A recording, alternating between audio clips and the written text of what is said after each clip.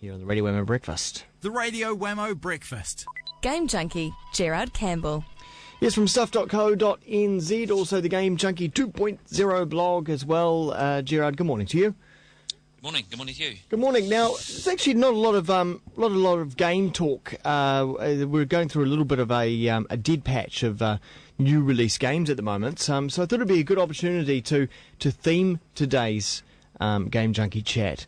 Particularly, we're theming it around games that were made from movies, not the more recent phenomenon where you've got movies that are made from games, which seems to be more of a recent thing. But for many, many years, games did spawn out of movies, didn't they?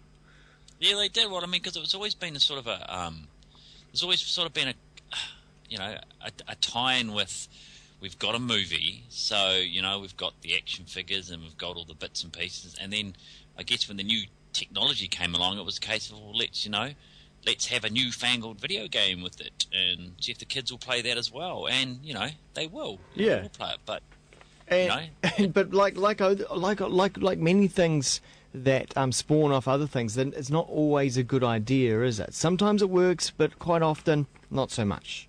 No, I mean, look, you talk to any gamer and you say, "Hey, I've got this game and it's based on a movie." They'll 9 times out of 10 they'll sort of they'll do a groan and they'll think, because traditionally, video games based on movies, or loosely based on movies in the past, will pretty much suck, because and I think and I think that reason is because the development studio has such tight constraints for the most part with what they have to work with. They've got to stick with either a specific plot, so that it doesn't perhaps give away the main plot of the movie, because quite often a lot of these games based on movies are, there might be a prologue or a side story to the lead up to a movie, so they don't want to give away too much based on the movie.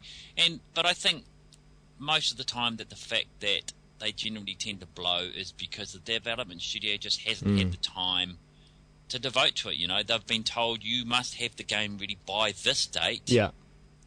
There is no discussion about it. It has to be ready by this date. So of course they rush it out, and often the end result is pretty bad. No, would you say, for an example, the 2007 Transformers game from the first Transformers movie?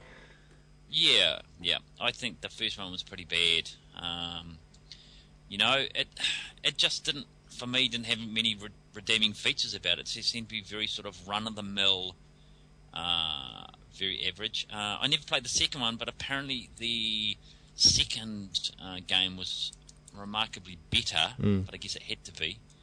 And then I've currently got the third one, the Transformers Dark of the Moon game, and it seems to be sort of fairly formulaic too. And it's a shame, but I mean, I guess at the end of the day that they're there as a marketing tool as well, aren't they? And they're there to just try and generate more profits and bits for the movies. But sometimes you think some movies would really lend themselves to gameplay, like the Matrix series. You would have thought, wow, that would be a fantastic game. Yeah, well, you would, because the Matrix series has got all the slow mo, and it's got all the the whole is the world really a lie? It's a lie. The world's a lie. It's all a computer-based thing. And there was a game based on it called Into the Matrix, which came from Atari a long time ago, and it was pretty much sucky. It sucked.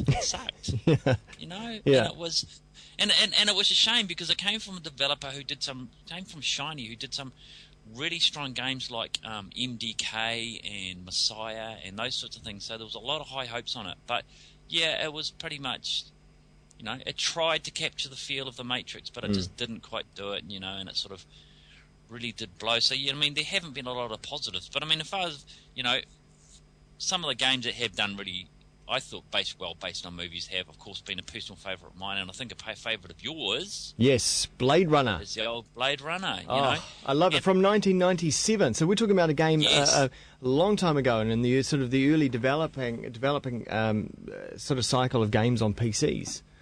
It was, and it was really ahead of its time too, because it was using sort of voxel-based technology, which meant, supposedly that when the characters came closer to you, they got more detailed, and when they got further away, they got less detailed, that sort of thing.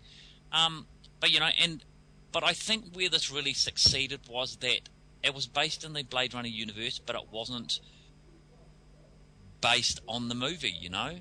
Introduced a completely new character, and the fact that, but it had identifiable features from the movie that we all knew and loved. It had the mood, the soundtrack, the feel, Yeah, it had all that. Had that whole feel, and that one worked really well for me. And there was also another one that worked really well that I thought, and I can't remember the full title, but it was a Wolverine game, from probably 3 or 4 years ago, and it was one of the best sort of movie-based games that came out. Yeah. And of course, we've had things like, you've had games based on Indiana Jones, and you've had games based on superheroes and movie characters like Batman and Star Wars and the Lego series and that sort of thing. But